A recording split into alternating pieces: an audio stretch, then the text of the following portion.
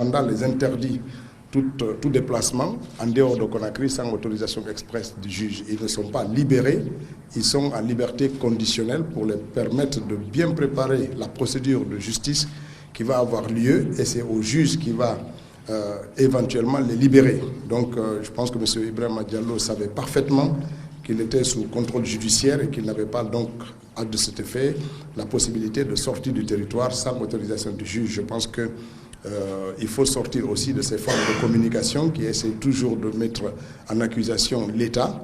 Il sait qu'il n'a pas été disculpé par la justice. C'est la justice qui va prononcer la libération de M. Diallo et de Fonike et de tous leurs compagnons.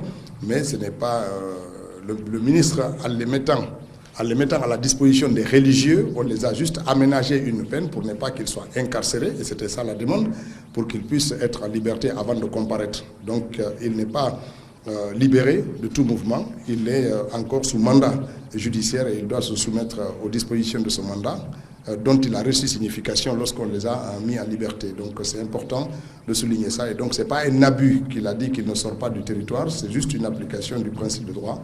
Ils passeront devant le juge et ils le savent, je l'ai dit ici la dernière fois, le juge va les convoquer au moment du procès et c'est à l'issue de ce procès qu'ils peuvent être totalement libérés ou condamnés, ou la décision de justice va s'imposer à ce moment-là et qui fera objet de mise en application.